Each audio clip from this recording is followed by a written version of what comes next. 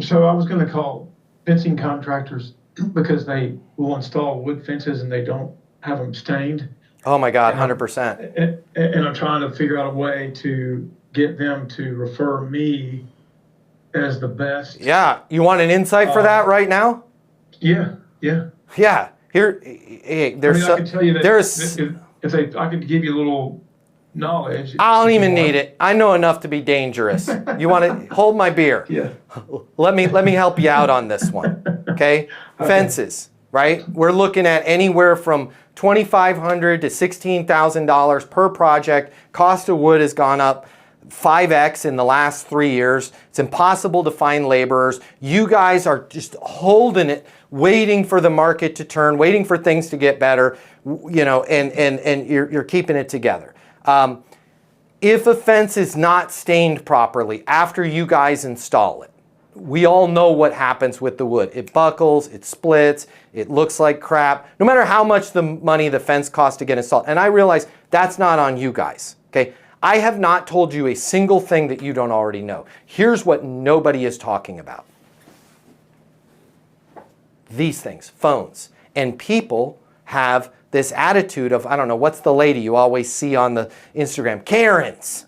You guys run into these Karens or whatever the kids are calling them all the time, and you guys do the work. Your crew is out there. You're on time. You're on budget. The fence is completed, right on schedule, on budget, no supplements. It looks beautiful. It's redwood. It smells beautiful. It's great. It's their responsibility to stain it. Fencing is an industry that's where the general public doesn't understand that that was a separate job and their responsibility. And as soon as that buckles, not one person, never seen it happen, I don't think it ever will, goes out and takes a video of their fence and goes, hey, I want to show you guys what a dumbass I am. Spent $12,000 on a fence. I didn't do anything. It's crap. I got to redo it next summer. Right? What they do is they go, hey, I worked with Fence Bros. Worst company ever. Look at this. Is that $12,000 to you? Here's the thing. I just wanted to make sure that you're aware that this is going on. It is on steroids now because of phones and because of their ability to share video, even on places like Yelp. And I wanted to let you know I am out here. This is what we do. And first and foremost, if you get me involved in these projects, I will be the first one when I talk to them to raise my hand and say, hey, I just want to let you guys know as an independent third party, this thing needs to be stained. It needs to be stained properly. It's not going to be cheap to do it. But if you don't stain it, that is no fault of Fence Bros.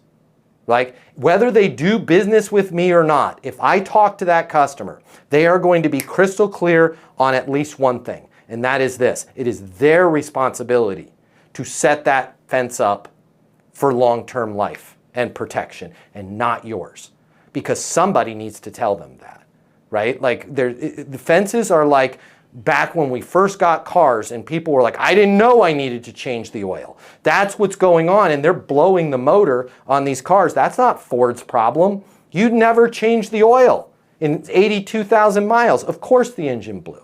Right? And I just want to raise my hand and let you know I will be the first one to let them know it's their responsibility to service and maintain that fence. The same way it's their responsibility to change the oil on their freaking Tahoe. Right? Now they're going to be like, hell yeah! Rick, we just became best friends. By the way, can you speak at, I got a contractors 10 group, whatever. We meet for breakfast every month. Can you come in and talk to our people? This is a nightmare for us.